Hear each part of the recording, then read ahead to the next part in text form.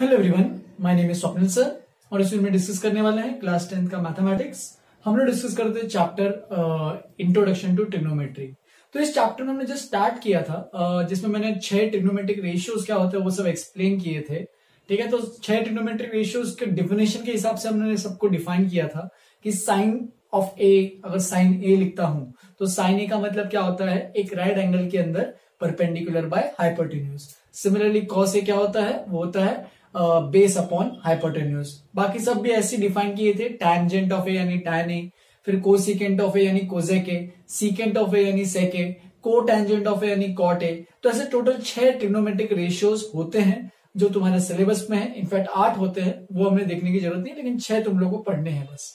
तो ये 6 trigonometric ratios होते हैं जिनको तुम्हें समझना है वो क्या होता है। ठीक है, तो यूजुअली जो ट्रिग्नोमेट्रिक रेशियो जो होता है वो यूजुअली हम लोग राइट एंगल ट्राइंगल के अंदर ही देखते हैं, जहां पे राइट एंगल ट्रायंगल में 3 टर्म्स होते हैं, एक होता है परपेंडिकुलर, एक होता है बेस और एक होता है हाइपोटेन्यूज। राइट, तो ये सब चीजें मैंने लास्ट क्लास में डिफाइन ऑलरेडी कर ली थी।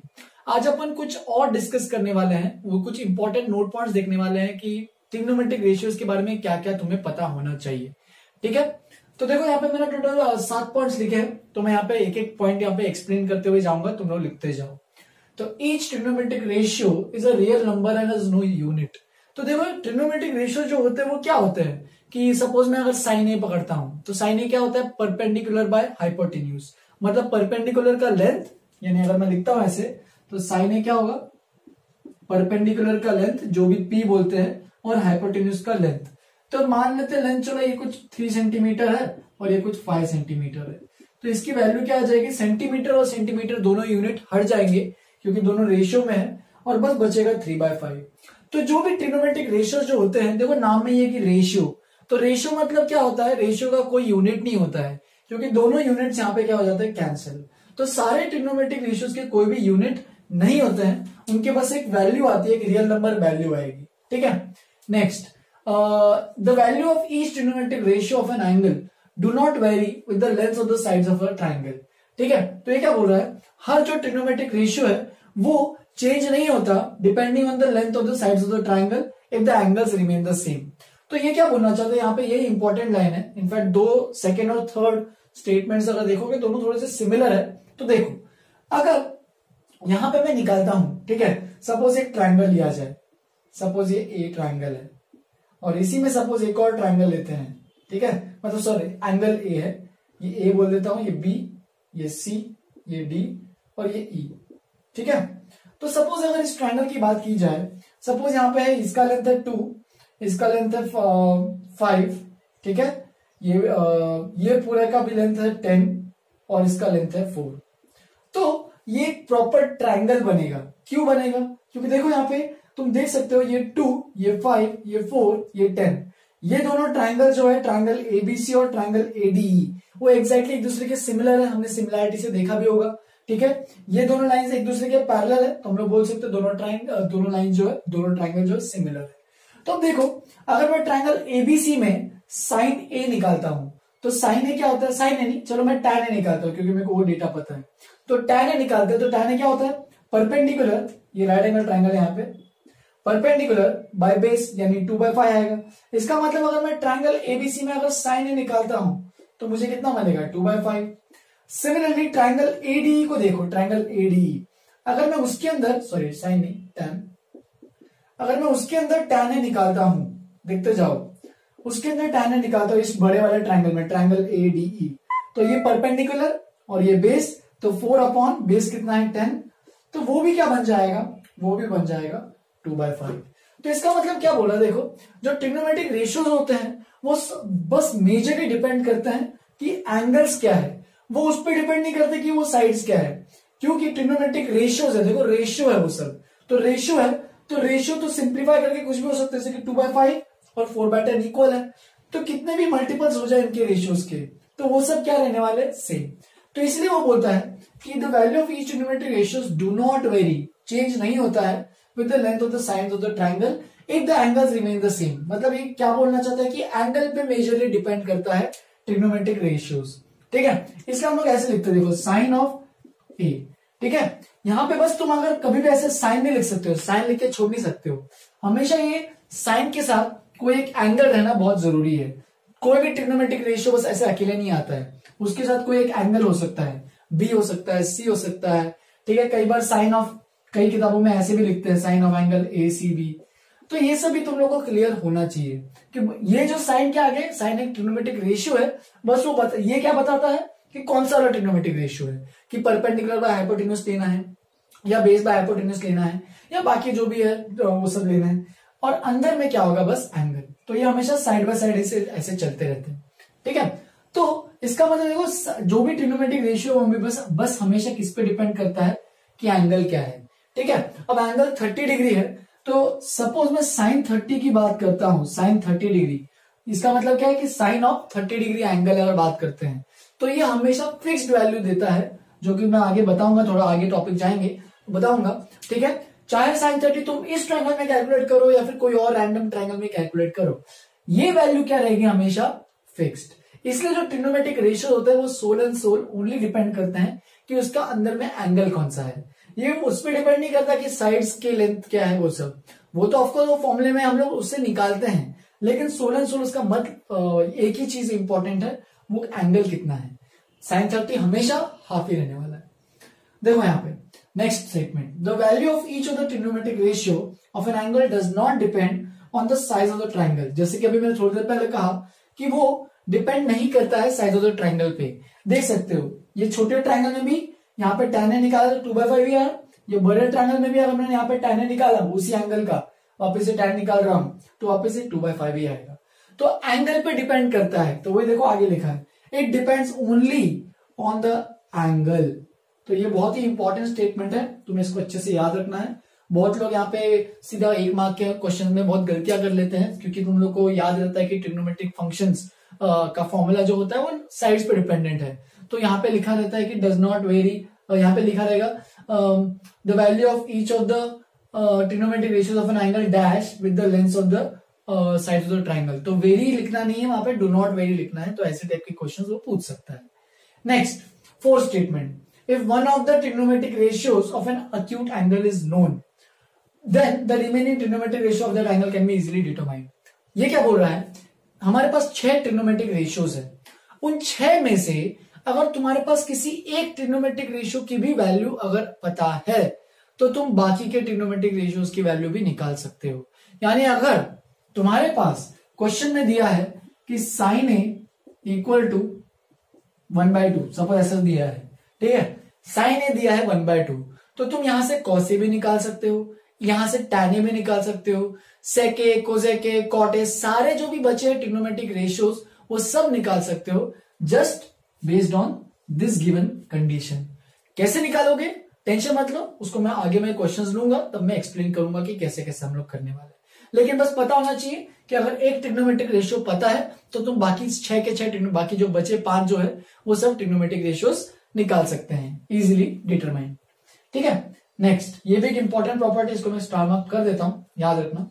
In an isosceles right angle triangle, तो एक राइट एंगल ट्राइंगल है, ठीक है, और वो राइट एंगल ट्राइंगल क्या है, आइसोसेलेस। तो आइसोसेलेस है मतलब 2 साइड सेम रहेंगे, तो कौन से 2 साइड्स, ये और यही सेम रहने वाले हैं, और ये तो हाइपोटेन्यूज रहेगा, ठीक है। इसका इस केस में मतलब परपेंडिकुलर और बेस दोनों क्या रहने वाले, इक्वल, ठीक है, क्योंकि आइसोसेलेस में हाइपोटेन्यूज और परपेंडिकुलर तो इक्वल हो नहीं सकते।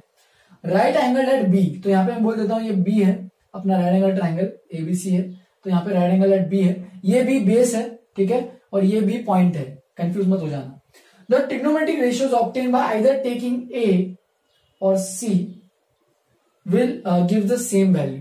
तो कोई भी उठा के मतलब कोई भी ट्रिग्नोमेट्रिक रेशियो उठाओ, जैसे कि अगर मैं उठाते चलो सिंपल सा लेते हैं साइन, तो इस डायग्राम में अगर तुम साइन ए निकालते हो, देखो साइन ए, तो साइन ये देखो ये वाला अभी एंगल ऑफ रेफरेंस कौन सा है, ए, तो साइन ए के हिसाब से मैं यहाँ पे ये सब परपेंडिकुलर बेस मुझे लिखना नहीं चाहिए, क्योंकि हर एंगल ऑफ रेफरेंस के लिए अलग अलग परपेंडिकुलर और बेस होता है। सपोज मैंने साइन ए लिया तो मेरा ये परपेंडिकुलर हो जाएगा और ये बेस हो जाएगा, और साइन ए क्या होता है, तो होता है परपेंडिकुलर बाय हाइपोटेन्यूज, ठीक है। और अगर मैं यहाँ पे परपेंडिकुलर हाइपोटेन्यूज लिखता हूं, सिमिलरली अगर मैं सिमिलरली साइन सी भी निकालता हूं, अब मैंने क्या किया, मेरा एंगल ऑफ रेफरेंस क्या हो गया, साइन सी हो गया, यानी सी जो एंगल ऑफ रेफरेंस हो गया। तो वो अगर एंगल ऑफ रेफरेंस है तो उस केस में ये परपेंडिकुलर बन जाएगा और ये बेस बन जाएगा। वैसे इसके लिए मैं इसको पहले ऐसे लिख लेता हूं कि परपेंडिकुलर पहले ये था इस केस के लिए, पहले वो बताया था कि परपेंडिकुलर कौन सा है, बीसी, एंड ये कौन सा है, हाइपोटेन्यूज कौन सा है, एसी। तो साइन ए आ रहा है बीसी अपॉन एसी। सिमिलरली अगर साइन सी की बात की जाए तो साइन सी के लिए ये एंगल ऑफ रेफरेंस है, तो उसके लिए ये परपेंडिकुलर बन जाएगा एंड ये बेस बन जाएगा। तो जो भी अपना एंगल ऑफ रेफरेंस है, ये सब मैंने लास्ट क्लास में एक्सप्लेन किया था कि जो भी एंगल ऑफ रेफरेंस है उस एंगल के अपोजिट वाली साइड जो होती है वो परपेंडिकुलर और उसके एडजेसेंट जो होती है वो बेस होती है। तो साइन सी देखो क्या होता है, साइन है, ठीक है, तो वापिस से परपेंडिकुलर बाय हाइपोटेन्यूज रहता है, क्योंकि साइन परपेंडिकुलर बाय हाइपोटेन्यूज रहता है। बस इस केस में परपेंडिकुलर कौन सा है, तो वो है ए बी, एंड हाइपोटेन्यूज तो वो तो सेम ही रहने वाला है, ए सी, ठीक है। लेकिन आइसोसेलेस ट्रायंगल में A B and B C equal होने वाले हैं। आइसोसेलेस राइट एंगल ट्रायंगल में देखो ये लेंथ और ये लेंथ इक्वल होने वाले हैं, तो तुम देख सकते हो इसकी वैल्यू और इसकी वैल्यू क्या होगी, इक्वल।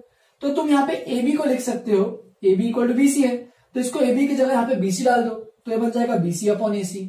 अगर देखोगे यहाँ पे ये भी तो बी सी अपॉन ए सी है, इसका मतलब साइन सी और साइन ए दोनों क्या रहने वाले हैं, इक्वल। तो सारे जो ट्रिग्नोमेट्रिक रेशियोज होते हैं आइसोसेलेस राइट एंगल ट्रायंगल में, वो दोनों एंगल्स ऑफ फ्रेम, दोनों frame of reference of angle जो भी है उन दोनों के रिस्पेक्ट में सब इक्वल रहने वाले हैं। कि अगर तुम यहां से साइन ए निकालते हो तो वहां पे साइन सी भी इक्वल रहने वाले। तुम यहाँ पे कॉस ए निकालते हो तो वहां पे कॉस सी वो कॉस सी के बराबर रहेगा। Tan A equal to tan C, tan cosec A equal to cosec C, sec A equal to sec C, cot A equal to cot C. इस तरीके से बाकी सब हम लोग प्रोसीड कर सकते हैं, ठीक है। तो ये सब तुम्हें आगे समझना है, इसका प्रोसीजर क्या है समझो कि आइसोसेलेस राइट एंगल ट्रायंगल में कि ये जो angle of frame of reference है उसमें सारे ट्रिग्नोमेट्रिक रेशियोज सेम हो सकते हैं। तुम यहाँ पे जो भी मैंने कहा भी लिख सकते हो, sine equal to sine C से लेके पूरा कॉट तक सारे cot A equal to cot C वो सब लिखना चालू करो। फिर सिक्स्थ वाला भी एक इंपॉर्टेंट प्रॉपर्टी है जिसका यूज ज्यादा तुम लोग को अभी कुछ आएगा नहीं, लेकिन तुम्हें ये चीज पता होनी चाहिए, बहुत ही इंपॉर्टेंट प्रॉपर्टी है। देखो, as we know that the hypotenuse is the longest side, तो हमें पता है कि हाइपोटेन्यूज जो होता है वो राइट एंगल ट्रायंगल का सबसे लॉन्गेस्ट साइड होता है। So the value of sine A और cos A is always less than और इक्वल टू 1, ठीक है। तो साइन ए क्या होता है, साइन ए होता है परपेंडिकुलर बाय हाइपोटेन्यूज। तो एक चीज सोचो, परपेंडिकुलर बाय हाइपोटेन्यूज है हमारे पास। अब परपेंडिकुलर और हाइपोटेन्यूज में किसी भी ट्रायंगल में परपेंडिकुलर बड़ा होगा या हाइपोटेन्यूज, तो अभी मैंने बताया कि hypotenuse is the longest side, तो हाइपोटेन्यूज की वैल्यू जो होगी वो हमेशा परपेंडिकुलर से ज्यादा ही होगी, ठीक है। तो इसका मतलब ऐसे बोलो कि परपेंडिकुलर की वैल्यू हमेशा हाइपोटेन्यूज से कम होगी। तो अब सोचो कि ऊपर में कोई भी अगर 10 है और नीचे में थोड़ा बड़ी वैल्यू है, तो ये जो वैल्यू होगी हमेशा क्या रहेगी, अगर न्यूमरेटर की वैल्यू डिनोमिनेटर से छोटी है तो इसका मतलब वो वैल्यू हमेशा 1 से तो छोटी रहने वाली है। तो इसका मतलब वही बोल रहा है, देखो साइन ए क्या है, परपेंडिकुलर बाय हाइपोटेन्यूज। तो इसकी वैल्यू हर ट्रायंगल के लिए, चाहे वो अक्यूट हो, चाहे वो ऑब्ट्यूस हो, चाहे वो कैसा भी ट्रायंगल हो, हर ट्रायंगल के लिए साइन ए जो है वो क्या रहेगा, हमेशा 1 से छोटा। तो ये गोल्डन रूल है कि साइन एंड कॉस इनकी वैल्यू हमेशा 1 से छोटी रहने वाली है। एंड ऑफ कोर्स 1 भी रह सकती है, वो एक पर्टिकुलर केस आएगा जब एंगल 0 डिग्री हो जाएगा, वो मैं एक्सप्लेन करूंगा आगे की तरफ। लेकिन अभी के लिए बस इतना समझो कि लेस देन और इक्वल टू 1, ठीक है। साइन की वैल्यू हमेशा 1 से छोटी, कॉस की वैल्यू हमेशा 1 से छोटी। अब अगर देखोगे कोजेक और सेक की बात करते हैं, तो कोजेक ए क्या होता है, तो कोजेक ए हमारे पास होता है हाइपोटेन्यूज बाय परपेंडिकुलर। साइन ए का एग्जैक्टली उल्टा, ये तो मैंने लास्ट क्लास में बताया भी था कि कोजेक ए होता है वो एग्जैक्टली साइन ए का रेसिप्रोकल, ठीक है। तो हाइपोटेन्यूज बाय परपेंडिकुलर, तो हाइपोटेन्यूज तो परपेंडिकुलर से ज्यादा होगा, तो इसका मतलब अगर ऊपर में हाइपोटेन्यूज 10 है और नीचे में परपेंडिकुलर हाइपोटेन्यूज 11 है, ज्यादा है, और परपेंडिकुलर 10 है, तो ऑब्वियस सी बात है ये वैल्यू क्या होगी, 1 से बड़ी। तो इस तरीके से जो कोजेक ए है और जो सेक ए है वो हमेशा क्या रहेगा, 1 से बड़ा, या फिर वो भी बराबर रह सकता है 1 के, वो भी केस बताऊंगा कौन से केस पे रहता है। सिमिलरली कॉस ए भी 1 के बराबर रह सकता है, वो भी बताऊंगा कौन से केस में। लेकिन अभी टेंशन मत लो, बस तुम्हें इतना समझना है कि साइन ए और कॉस ए हमेशा 1 से छोटे रहेंगे और सेक ए और कोजेक ए हमेशा 1 से बड़े रहेंगे, ठीक है। और टैन ए और कॉट ए के बारे में कुछ नहीं बोल सकते, क्योंकि टैन ए क्या होता है, तो टैन ए होता है परपेंडिकुलर बाय बेस, अब तुम्हें पता है कि किसी भी ट्रायंगल में परपेंडिकुलर और बेस में से कौन बड़ा है कौन छोटा है, नहीं बोल सकते है ना, क्योंकि किसी ट्रायंगल में परपेंडिकुलर बेस से बड़ा हो सकता है, किसी ट्रायंगल में बेस परपेंडिकुलर से बड़ा हो सकता है, तो वो तो डिपेंड करता है कि कौन सा ट्रायंगल है। तो tan a की वैल्यू 1 से बड़ी भी आ सकती है, 1 से छोटी भी आ सकती है, लेकिन sin एंड cos हमेशा 1 से छोटा और या फिर बराबर भी, एंड कोसेक एंड सेक हमेशा 1 से बड़ा या फिर इक्वल टू 1 भी हो सकता है। फिर एक लास्ट चीज है जो बहुत लोग गलतियां यहाँ पे करते हैं, तो उसको देखो ध्यान से, ये गलतियां क्या करते हैं, ठीक है। तो ये बहुत ही इंपॉर्टेंट है, इसको तुम्हें याद रखना है कि बहुत लोग साइन ए को है ना गलत चीज कंसिडर कर लेते हैं कि ये अपना नॉर्मल अलजेब्रा नहीं चल रहा है अभी। अगर तुम साइन ए का स्क्वायर करते हो, इसका मतलब क्या है, वो बोल रहा है कि वो साइन ए का स्क्वायर का मतलब क्या है कि साइन ए इंटू साइन ए, कि साइन ए को मैं 2 बार मल्टीप्लाई कर रहा हूं, तो उसको शॉर्टकट में हम लोग साइन स्क्वायर ए भी लिख सकते हैं। तो ये लिखना बिल्कुल अलाउड है, कोई दिक्कत नहीं है, लेकिन तुम ये नहीं लिख सकते, एंगल का स्क्वायर नहीं कर रहे हम लोग जो साइन ए है उसी को 2 बार मल्टीप्लाई कर रहे हैं। तुम इसको लिख सकते हो ऐसे साइन स्क्वायर ए या फिर साइन ए का होल स्क्वायर, लेकिन ये साइन ए स्क्वायर नहीं है। साइन ए स्क्वायर का मतलब क्या है, तो उसका मतलब तो ये है साइन ए इंटू ए, तो ये साइन ए इंटू ए साइन ए स्क्वायर रहेगा, लेकिन ये और ये चीज इक्वल नहीं है। अगर साइन ए का होल स्क्वायर लिखा है तो उसको ऐसे लिखोगे, चाहे वो साइन हो, कॉस हो, टैन हो, कोई भी हो। मैं बस इसे एक साइन को लेकर तुम लोग को एक्सप्लेन कर रहा हूं, ये बाकी चीजों बाकी ट्रिग्नोमेट्रिक रेशियोज के लिए भी वैलिड रहेगा। सिमिलरली अगर तुम कहीं देखते हो कि साइन ऑफ ए इनवर्स, ठीक है, साइन के पावर -1, साइन ए की पावर -1, अगर ऐसा कुछ देखते हो तो तुम्हें ऑफकोर्स पता है कि ये तो 1/1 बन जाएगा, राइट, क्योंकि पावर एनीथिंग अगर 2 की पावर -1 लिखते हो तो 1/2 बन जाता है। तो साइन ए की पावर -1 तो 1/sin ए। तुम इसको ये भी लिख सकते हो कि ये बन जाएगा इक्वल टू, यहाँ पे इसके नीचे लिख सकते हो चाहिए तो, is equal to cosec A, क्योंकि हमने ये भी सीखा था लास्ट क्लास में कि साइन ए का एग्जैक्टली उल्टा जो होता है, रेसिप्रोकल जो होता है वो होता है कोसेक ए, ठीक है। तो 1/sin ए बन जाएगा कोसेक ए। बट तुम यहाँ पे इसको ऐसे वापस ये पावर -1 है उसको इसके अंदर नहीं भेज सकते हो, ठीक है। इसके अंदर जैसे कि साइन ए की पावर माइनस, जैसे कि ये वाला जो मैंने बताया था सेम एग्जैक्टली वही वाला है कि पावर -1 को एंगल में मत भेज देना। ये साइन ए की पावर -1 का मतलब क्या हो जाएगा, वो हो जाएगा साइन ऑफ 1/a। अब क्या साइन ऑफ 1/a और 1/sin ए सेम नहीं है, ठीक है। साइन ऑफ 1/a और 1/sin ए दोनों अलग अलग चीजें हैं, पोल्स अपार्ट। यहाँ पे 1/a एंगल को 1 और रेसिप्रोकल हुआ है, यहाँ पे पूरे साइन का ही रेसिप्रोकल हुआ है। तो इसको एक पूरी चीज कंसिडर करके चलोगे, ये नहीं कि साइन अलग है और ए अलग है, ऐसे नहीं मानो। साइन एक प्रॉपर टर्म है, दोनों एक साथ ही आते हैं हमेशा। तुम जो साइन स्क्वायर ए लिख सकते हो, इसका मतलब साइन ए का स्क्वायर है। तुम जो 1/sin ए लिख सकते हो जो कि साइन ए की पावर -1 है, लेकिन साइन ए की पावर -1 इसको मत लिखना, ठीक है। फिर ये भी एक बहुत इंपॉर्टेंट कंडीशन है, देखो तुमने देखा कि यहाँ पे साइन ए के स्क्वायर को साइन स्क्वायर ए लिख सकते हैं, लेकिन साइन ए की पावर -1 को साइन इनवर्स ए नहीं लिख सकते। ये पावर -1 का मतलब मैं इनवर्स बोलता हूं, मैं हमेशा इसको पावर -1 इनवर्स होता है। तो इसको बस ये -1 के लिए स्पेसिफिक कंडीशन है कि साइन ए की पावर -1 1/sin ही होता है, लेकिन वो साइन इनवर्स ए नहीं होता है। दोनों अलग अलग चीजें होती है, क्योंकि तुम जब आगे जाओगे तो इसको और डेप्थ में जब पढ़ोगे तो ये एक अलग चीज कहलाती है, ये एक अलग फंक्शन है। फंक्शन अभी तो तुम लोग को पता नहीं होगा क्या है, बस इतना समझो कि ये और ये इक्वल नहीं है। जब हायर स्टैंडर्ड में मैथमेटिक्स पढ़ोगे तो ये अपने आप तुम्हें मैं एक्सप्लेन करूंगा उस टाइम कि ये और ये चीजें अलग अलग क्यों है। अभी के लिए बस इसको अलग ही समझ के चलना है, क्योंकि ये अलग चीज है और ये भी अलग चीज है, ठीक है। और ये इसमें कोई दिक्कत नहीं है, तुम साइन ए का स्क्वायर को साइन स्क्वायर ए लिख सकते हो, बस पावर -1 के लिए -1 जब है तो स्पेसिफिकली नहीं लिखना है, ठीक है। तो देखो ये total 7 note points, important point जो भी आज के लिए, इसको लिखो। आगे बढ़ते हैं कुछ क्वेश्चंस के साथ, और कुछ चीजें मैं एक्स्ट्रा समझाऊंगा तो समझना है। पहले इतना अच्छे से नोटबुक में लिखो, तुम इसको अच्छे से छाप सकते हो पूरा एक स्टेप बाय स्टेप, जो भी मैंने एक बार लिखा है तुम हर एक के लिए उसके नीचे से तुम खुद के ओन वर्ड्स में एक्सप्लेन करते हो, खुद भी लिख सकते हो। जो भी मैंने एग्जांपल्स दिए हैं तुम खुद से ले सकते हो, पीछे आ सकते हो, वीडियो में वापस से लिखना है तो लिख सकते हो, कोई दिक्कत नहीं है। आराम से टाइम लो, पढ़ो इसको, ठीक है। आगे बढ़ते हैं, चलो आगे बढ़ते हैं। मैंने यहाँ पे कुछ एग्जांपल्स लिखे हैं तो स्टार्ट करते हैं। तो example number 1, from the following figure find sign A cos c tan a cosec c।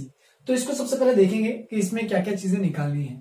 तो देखो सबसे पहले निकालना है साइन ए, तो हमारा एंगल ऑफ रेफरेंस यहाँ पे जैसे ही स्टार्ट करोगे तो कौन सा हो गया ए, ठीक है। तो देख सकते हो पहले डायग्राम में क्या क्या चीजें गिवन है और क्या क्या चीजें अननोन है, तो वो निकालना पड़ेगा। तो स्टार्ट करोगे तो देख सकते हो ए बी का लेंथ दिया है 5, ए सी का लेंथ दिया है 13। तो देख सकते हो हम लोग को बी सी जो है वो उसका लेंथ पता नहीं है, और एंगल बी पे राइट एंगल ट्राइंगल है। तो using Pythagoras theorem we can say that जो तीसरी जो साइड है वो आराम से निकाल लोगे पाइथागोरस थ्योरम से। क्या लिखना पड़ेगा, देखो हाइपोटेन्यूज कौन सा है, एसी का square equal to A B का स्क्वायर प्लस बीसी का स्क्वायर, ठीक है। तो एसी का स्क्वायर क्या है, देखो 13 square is equal to A B का स्क्वायर क्या है, देखो ए बी का स्क्वायर पता है 5 स्क्वायर प्लस बीसी का स्क्वायर जो कि निकालना है। तो ये बन जाएगा 169 is equal to 25 plus BC square implies BC square equal to 169 minus 25 अगर निकालोगे तो 144 बन जाएगा, और बीसी की value square root of 144 which will be equal to 12। तो सबसे पहले क्या करना है, तुम्हें तीनों साइड निकालने। एक बार तुमने तीनों साइड निकाल लिए, तुम लेफ्ट में चाहिए से डायग्राम बना सकते हो। कैसा डायग्राम, ऐसा एबीसी, ताकि राइट एंगल नीचे आए। अगर तुम ये नहीं भी करते तो चलेगा, ऐसा कोई दिक्कत नहीं है। देख सकते हो यहाँ पे 13 है, बीसी का लेंथ 12 है और ये 5 है, ठीक है। तो तुम्हें भी स्टार्ट करना है फर्स्ट साइनिंग। तो साइन दिया है तो इसका मतलब एंगल ऑफ रेफरेंस यहाँ पे ए लोगे, ठीक है। तो ए एंगल ऑफ रेफरेंस लोगे तो यहाँ पे ये बन जाएगा परपेंडिकुलर, ये बन जाएगा बेस, ये बन जाएगा हाइपोटेन्यूज। अच्छा मुझे एक और बात बतानी थी कि देखो जब पाइथागोरियन ट्रिपलेट्स एक नाम का कंसेप्ट तुमने पहले भी सीखा होगा, देखा होगा कहीं तो वो भी तुम्हें आना चाहिए अच्छे से, ठीक है। कि तुम्हें बेसिक पाइथागोरियन ट्रिपलेट्स समझ में आने चाहिए, जैसे कि 3 4 5 ये बेसिक पाइथागोरियन ट्रिपलेट है, 6 8 10 5 12 13 और भी बहुत सारे पाइथागोरियन ट्रिपलेट होते हैं। तो वो सब तुम्हें अच्छे से क्लियर होने चाहिए कि कौन कौन से टर्म आते हैं। तो यहाँ पे तुम्हें अगर याद है तो तुम सीधा भी लिख सकते हो, लेकिन बोर्ड एग्जाम में अच्छे से लिखना, ठीक है। तुम्हें तुरंत पता चल जाना चाहिए कि 5 और 13 है, इसका मतलब जो एक और जो साइड बची है वो 12 होने वाली है, क्योंकि 5 12 13 वो क्या होता है अपना पाइथागोरियन ट्रिपलेट। चलो फिर साइन ए स्टार्ट करते हैं। तो साइन ए क्या होता है, वो होता है परपेंडिकुलर बाय हाइपोटेन्यूज। तो इस केस में परपेंडिकुलर कौन सा है, देखो ये अपोजिट, ये एंगल ऑफ रेफरेंस इसका परपेंडिकुलर, तो ये बन जाएगा BC upon hypotenuse is AC. तो देख सकते हो साइन ए बन जाएगा बीसी इज 12, एसी इज 13। तो साइन ए की वैल्यू आ गया हमारे पास 12/13। सिमिलरली मैं पहले थर्ड पार्ट निकाल रहा हूं, ठीक है। तुम लाइन बाय लाइन जा सकते हो, ऐसे कोई डिफिकल्टी नहीं है। थर्ड पार्ट क्यों निकाल रहा हूं पहले, क्योंकि उसमें tan ए दिया है, और tan ए क्या होता है, देखो वापिस से एंगल ऑफ रेफरेंस ए है, तो इसीलिए मैं ये वाला ट्राइंगल अभी कंसिडर कर रहा हूं वापिस से। तो देखो tan ए क्या होता है, तो वो होता है परपेंडिकुलर अपॉन बेस, परपेंडिकुलर है बीसी, बेस है A B, perpendicular upon base. तो tan ए बन जाएगा 12/5। अच्छा तुम यहाँ पे ये भी देख सकते हो, देखो साइन ए की वैल्यू 12/13 है, तो ऊपर की वैल्यू नीचे से छोटी है, ठीक है। इसका मतलब इसकी वैल्यू लेस देन 1 है, 1 से छोटी रहेगी, जो मैंने नोट पॉइंट लिखाया था, ठीक है। तो ए का तो काम हो गया। अब दूसरा लेते हैं, मतलब दूसरा फ्रेम ऑफ रेफरेंस लेते हैं, एंगल ऑफ रेफरेंस, जो कि है सी। क्योंकि देखो अभी बाकी जो सेकंड और थर्ड पार्ट है उसमें क्या निकालना है तुम्हें, उसमें सी के लिए निकालना है, राइट। तो सी के लिए एंगल ऑफ रेफरेंस के लिए, ये एंगल ऑफ रेफरेंस के लिए ये हो जाएगा परपेंडिकुलर एंड ये हो जाएगा बेस। तो सेकंड पार्ट में क्या निकालना है, देखो कॉस सी। कॉस सी में कॉस सी का फॉर्मूला क्या होता है, तो वो होता है बेस अपॉन हाइपोटेन्यूज b/h।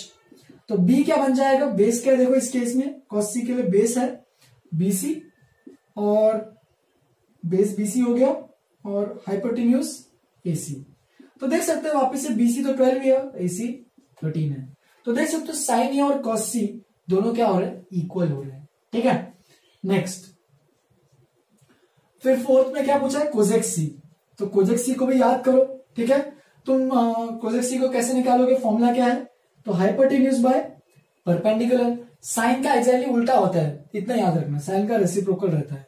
ये मैं आगे और बताऊंगा, अच्छे से एक्सप्लेन करूंगा, बट तुम्हें पता भी होना चाहिए। तो हाइपोटेन्यूज बाय परपेंडिकुलर, तो देखो सी के लिए हाइपोटेन्यूज तो एसी ही है, एंड परपेंडिकुलर कौन सा, देखो परपेंडिकुलर ए बी है। तो इसका मतलब कौन सा बन जाएगा, हाइपोटेन्यूज 13, परपेंडिकुलर ए बी 5। तो इसका आंसर आ जाएगा हमारे पास 13/5। तो इस तरीके से ऐसे वाले एग्जांपल्स तुम्हें कवर अप करने हैं, जो कि बहुत सिंपल पार्ट है, इसका डिफिकल्टी नहीं होनी चाहिए इसमें तुम्हें कुछ।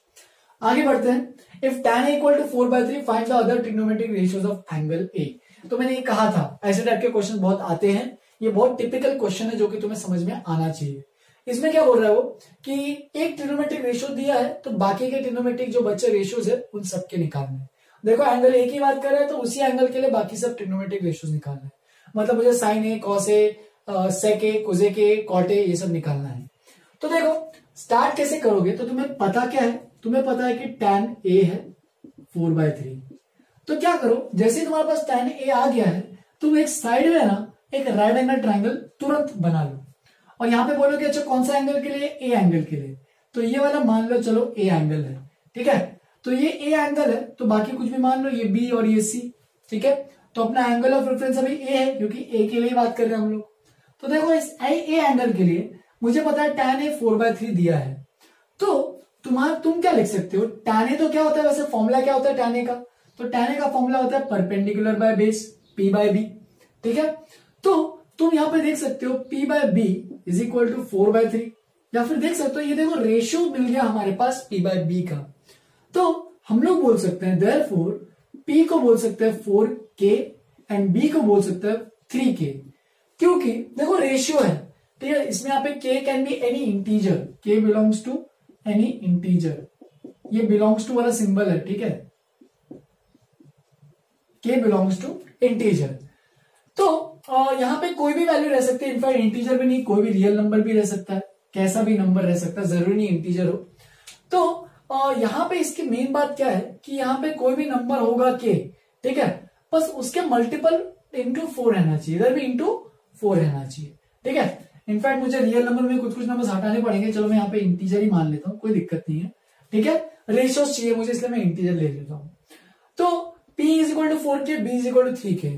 हो सकता है k की वैल्यू 1 भी हो, मतलब 1 होगा, तो तुम यहाँ पे ये भी बोल सकते हो कि अच्छा तो ये 1 है, तो यहाँ पे देखो ये एंगल ऑफ रेफरेंस है, तो ये परपेंडिकुलर हो गया, ये बेस हो गया और ये हाइपोटेन्यूस हो गया। तो परपेंडिकुलर तुम बोल सकते हो 4 और बेस को बोल सकते हो 3, लेकिन वो तो एक पर्टिकुलर केस होगा, हमने उसे इज इक्वल टू 4 और इज इक्वल टू 3 नहीं मानना एग्जैक्टली, कुछ 4 का मल्टीपल होगा यूजुअली वो, तो उसको बोल सकते हैं 4k, इसको बोल सकते हैं फिर 3k। तो परपेंडिकुलर है 4k, बेस है 3k, तो हाइपोटेन्यूस निकाल सकते हो यूजिंग पाइथागोरस थ्योरम, पीटी लिखना हो बस में समझ लेना। तो पाइथागोरस थ्योरम क्या कहता है कि hypotenuse square equal to perpendicular square plus base square. तो देखो hypotenuse square is equal to क्या हो जाएगा, p क्या है, देखो p है 4k का होल स्क्वायर, b क्या है 3k का होल स्क्वायर, तो देखो ये क्या बन जाएगा 16k square plus 9k square, तो ये बन जाएगा h square equal to 25k square. और अगर h की वैल्यू निकालोगे तो इसका स्क्वायर रूट लेना पड़ेगा, तो स्क्वायर रूट ऑफ 25 इज 5 और k स्क्वायर का स्क्वायर रूट अगर निकालोगे तो 5 क्या आएगा। तुम चाहिए तो, लेकिन एग्जाम में मत करना, तुम चाहिए तो अगर यहाँ पे 4/3 लिखा है ना, तुम यहाँ पे तुरंत 4 और तुरंत 3 भी लिख सकते हो, लेकिन वो एक पर्टिकुलर केस के लिए आएगा, लेकिन उससे आंसर गलत नहीं होगा। तुम इसको 4 लिख दो, इसको 3 लिख दो, तो पाइथागोरस थ्योरम से अगर निकालोगे तो ये बन जाएगा 5, तो तुम्हारे पास तीनों साइड्स आ जाएंगी। अब बस बाकी जो रेशियोज है वो तो अपने आप आते रहेंगे, तो देखते जाओगे। साइन ए क्या होता है, परपेंडिकुलर बाय हाइपोटेन्यूस, तो ये बन जाएगा परपेंडिकुलर कितना है, तो वो है 4k, मैंने क्योंकि k लिया है तो 4k, हाइपोटेन्यूस से 5k, तो देख सकते हो यहाँ पे 4 और 5 कैंसिल हो रहा है, तो साइन ए हमारा आ जाएगा 4/5। जैसे कि मैंने कहा था यहाँ पे k की जगह 1 भी अगर रखोगे और चलोगे तो भी कोई दिक्कत नहीं होगी, वहां पे 4, 3 और ये 5 आ जाएगा, तो तुरंत तुम्हारा साइन ए की वैल्यू क्या आ जाएगी 4/5, तो उसमें k लिखने की जरूरत नहीं पड़ती है। लेकिन बोर्ड एग्जाम में अच्छे से लिखो, क्योंकि हर बार k की वैल्यू 1 नहीं हो सकती है, बोर्ड एग्जाम में अगर k नहीं लिखोगे तो गड़बड़ हो जाती है, ठीक है। गड़बड़ मतलब मार्क्स देते नहीं हो कई बार, तो इसलिए लिखा करो अच्छे से प्रॉपर वे से। साइन ए बन गया 4/5, कॉस ए क्या होता है बेस बाय हाइपोटेन्यूस, तो ये बन जाएगा 3k/5k, तो ये बन जाएगा 3/5। tan ए तो ऑलरेडी पता ही है, तो बाकी के निकालते हैं। कोसेक ए क्या होता है, तो वो होता है हाइपोटेन्यूस बाय परपेंडिकुलर, तो ये बन जाएगा क्या, हाइपोटेन्यूस है 5k और परपेंडिकुलर है 3 और 4k, तो ये k कैंसिल, तो ये बन जाएगा 5/4। तुम चाहिए तो एनालाइज भी कर सकते हो, देखो साइन ए 4/5 है तो कोसेक ए 5/4 है, एग्जैक्टली उल्टा आ रहा है। सिमिलरली सेक ए निकालते हैं, तो सेक ए होता है हाइपोटेन्यूस बाय बेस, तो 5k/3k विच इज 5/3। तो देखो सेक भी क्या आ रहा है, किसके रेसिप्रोकल है, देखो 5/3 3/5, कॉस का रेसिप्रोकल सेक, और लास्ट में कॉट ए। कॉट ए क्या होता है? तो वो होता है बेस अपॉन परपेंडिकुलर, तो वो हो जाएगा बेस क्या है, बेस कितना है 3k और परपेंडिकुलर कितना है 4k, तो ये बन जाएगा 3/4। ठीक है, तो इस तरीके से जो बाकी ट्रिग्नोमेट्रिक रेशियोज है वो जो बचे हुए थे वो भी हमने निकाल लिए। कॉट ए को तुम एक और चीज देख सकते हो, कॉट ए जो है वो 3/4 आ रहा है, तो टैन ए क्या था 4/3, कॉट ए 3/4, तो कॉट भी क्या होता है टैन का रेसिप्रोकल। तुम यहाँ पे एक और चीज देख सकते हो कि अगर मैं साइन और कॉस को डिवाइड करूं, ठीक है, साइन और कॉस को डिवाइड करता हूं तो देखो मुझे क्या मिलेगा, sign A by cos A. ये बस मैं एक्स्ट्रा चीज बता रहा हूं, एग्जाम आंसर में मत लिखना। साइन क्या है 4/5, कॉस क्या है 3/5, तो ये 5 और 5 कैंसिल हो जाएगा और बचेगा 4/3। तो 4/3 क्या है देखो टैन है। तो एक और नई चीज तुम्हें देखने को मिल रही है जो कि मैंने लास्ट क्लास में थोड़ी सी बताई भी थी शायद, तो sign A by cos A, अगर मैं साइन और कॉस को डिवाइड करता हूं तो तुम्हारे पास टैन ए आ जाता है। तुम चीज और भी देख सकते हो, कॉस और साइन को डिवाइड करते हैं, कॉस बाय साइन करते हैं, तो 3/4 आएगा विच इज कॉट ए। तो cos by sine is cot A, sine by cos is tan A. ठीक है, तो इस तरीके से और भी एक्स्ट्रा जो चीजें है वो सब भी तुम्हें पता होनी चाहिए। ये सब मत लिखना बस, ठीक है, अभी लिखने की जरूरत नहीं है, ये मैं आगे बताऊंगा और एग्जाम्पल्स लेने के बाद। पहले इतना लिखो, आगे बढ़ते हैं। चलो फिर आगे बढ़ते हैं और आज के लास्ट के 2 एग्जांपल्स भी खत्म कर लेते हैं फटाफट। तो देखो ध्यान से, एग्जांपल नंबर 3 में in triangle P Q R right angle at Q, Q R is equal to 3 centimetre. तो एक ट्रायंगल है जो कि राइट एंगल है क्यू पे, ठीक है, बाकी पी आर मान लेते हैं। तो क्यू आर का लेंथ जो है वो है 3 सेंटीमीटर, ठीक है। P R minus P Q दिया है क्वेश्चन में, तो P R minus P Q is 1 centimetre, या फिर 1 लिख दो बस इसका। क्यू आर दिया है 3 सेंटीमीटर, तो 3 लिख रहा हूं बस। तो मुझे निकालना क्या है, मुझे निकालना है sine R cos R tan R. तो देखो यहाँ पे कुछ साइड अच्छे से गिवन नहीं है, तो उसको गिवन मुझे निकालना पड़ेगा कुछ चीजों से। ठीक है, तो कैसे निकालेंगे? तो देखो हमारे पास एक पाइथागोरस थ्योरम है, तो पाइथागोरस थ्योरम का यूज करते हैं। तो P R square equal to P Q square plus Q R square, ठीक है, तो ये इसका यूज करते हैं। तो देखो यहाँ पे क्या क्या पता है, तो क्यू आर पता है, तो ये बन जाएगा P R square equal to, या फिर P Q square, P Q को मैं लेफ्ट हैंड साइड लेके आता हूं ट्रांसपोज करके, तो बस क्यू आर बचेगा विच इज 3 स्क्वायर। तो P R square minus P Q square को तुम देखो ए स्क्वायर माइनस बी स्क्वायर का फॉर्मूला लगा के सेपरेट कर सकते हो, फैक्टराइज कर सकते हो, ए प्लस बी इंटू ए माइनस बी, ये हो गया लेफ्ट हैंड साइड, और 3 का स्क्वायर तो बन रहा है 9। फिर further P R minus P Q 1 है, तो इसका मतलब यहाँ पे तुम इसको सिलेक्ट कर सकते हो कि इसकी इक्वेशन, इसकी वैल्यू क्या है 1, तो लिख सकते हो P R plus P Q is equal into 1 is equal to 9, और anything into 1 is equal to वो एनीथिंग बन जाएगा, P R equal to P R plus P Q is equal to 9। तो देखो हमारे पास अब 2 इक्वेशंस है पी आर और पी क्यू में, तो तुमने pair of linear equation in 2 variable सीखा है, तो बस देखते जाओ, ये फर्स्ट इक्वेशन, ये सेकंड इक्वेशन। तो देखो यहाँ पे पी आर है, यहाँ पे पी आर है, यहाँ पे माइनस पी क्यू, यहाँ पे प्लस पी क्यू है। तो देखो यहाँ पे -1, यहाँ पे +1, तो सीधा तुम क्या कर सकते हो, दोनों इक्वेशंस को adding equation 1 and 2 we get, तो क्या मिलेगा देखो, P R minus P Q plus P R plus P Q is equal to, right hand side में क्या बनेगा 1 + 9। तो देख सकते हो P R minus P Q में माइनस पी क्यू और माइनस पी क्यू कैंसिल, बचेगा twice of P R is equal to 10, therefore PR is equal to 10/2 which is equal to 5। और अगर PR आ गया है तो हम लोग किसी भी एक इक्वेशन में पुट कर सकते हैं PR की वैल्यू, तो चलो पहले वाले में पुट करते हैं। therefore PR minus PQ is equal to 1, PR की वैल्यू है 5 minus PQ is equal to 1, तो 5 minus 1 equal to PQ, therefore PQ की वैल्यू आ जाएगी 4। तो इस तरीके से PR भी आ गया, PQ भी आ गया और QR तो पता ही था, ठीक है, तो तीनों साइड्स आ गए हैं। तो बस स्टार्ट करते, देख सकते हो यहाँ पे पाइथागोरस ट्रिपलेट भी बन रहा है एग्जैक्ट, कि पी क्यू कितना बन गया, यहाँ पे 4 बन गया, यहाँ पे तो नेक्स्ट डायग्राम बना लो एक और, ठीक है, तो ये बन गया पी क्यू 4, ये है 3 और ये है 5। तो इस तरीके से हमारे पास आ गया डायग्राम। अब तुम्हें क्या निकालना है, साइन आर। तो आर अपना एंगल ऑफ रेफरेंस है, तो साइन आर क्या बन जाएगा, परपेंडिकुलर बाय हाइपोटेन्यूज होता है साइन, परपेंडिकुलर इसके लिए क्या होगा, तो परपेंडिकुलर इसके अपोजिट यानी पी क्यू और hypotenuse P R which is equal to 4/5। Cos R निकालने जाओगे तो वो होता है क्या, बेस अपॉन हाइपोटेन्यूज, तो आर के लिए बेस हो जाएगा Q R and P R hypotenuse है, तो ये बन जाएगा 3/5। और टैन आर की बात की जाए तो वो होता है perpendicular upon base, in fact sine by cos है तो वो भी होता है साइन अपॉन कॉस, तुम इसको दोनों को डिवाइड भी कर सकते हो, या फिर परपेंडिकुलर अपॉन बेस निकालो, तो परपेंडिकुलर है पी क्यू, बेस है QR, तो PQ कितना है 4, QR कितना है 3। तो इस तरीके से बाकी जो तीनों ट्रिग्नोमेट्रिक रेशियोज है वो सभी हमने निकाल लिए। नेक्स्ट एग्जांपल, आज का last example, in a triangle ABC right angle at B। तो वापस से वही एक ट्राइंगल है जो कि B पे राइट एंगल है, तो यहाँ पे राइट एंगल है, तो ये A, ये B, ये C। If tan A equal to 1, तो यहाँ पे एक ट्रिग्नोमेट्रिक रेशियो दिया है, और मैंने तुम लोग को एक पॉइंट लिखा होगा, याद होगा तो, कि कोई भी अगर एक ट्रिग्नोमेट्रिक रेशियो पता है तो बाकी सारे ट्रिग्नोमेट्रिक रेशियोज निकाल सकते हैं, राइट। तो तुम क्या लिख सकते हो इसमें, तो देखो 1 को क्या लिख सकते हैं 1/1, राइट, रेशियो में लिखना है। क्यों? क्योंकि tan क्या होता है, tan होता है परपेंडिकुलर अपॉन बेस। तो देख सकते हो therefore P by B is equal to 1/1। Therefore P को क्या लिख सकते हो 1 into K which is K, and B को भी क्या लिखना पड़ेगा फिर 1 into K which is K। देखो 1:1 का रेशियो है ना इसका, तो दोनों को K और K मान लो। तुम चाहे तो 1/1 भी लिख सकते हो, कोई दिक्कत नहीं, उससे भी आंसर आएगा, लेकिन एग्जाम में K और K ही मान के चलोगे। अभी थोड़ी देर पहले मैंने एग्जाम्पल जो कराया था उसमें मैंने एक्सप्लेन भी किया था। तो देखो परपेंडिकुलर आ गया, बेस आ गया, देयरफॉर परपेंडिकुलर मतलब कौन सा एंगल की बात कर रहे हैं, तो ए एंगल की बात कर रहे हैं, तो एंगल ऑफ रेफरेंस अपना ए है, तो उसके लिए ये परपेंडिकुलर हो जाएगा, ये बेस हो जाएगा और ये हाइपोटेन्यूज हो जाएगा। तो परपेंडिकुलर मतलब कौन सा है, BC। तो BC की वैल्यू इक्वल टू K है, एंड AB की वैल्यू इक्वल टू जो बेस है AB वो है इक्वल टू भी K।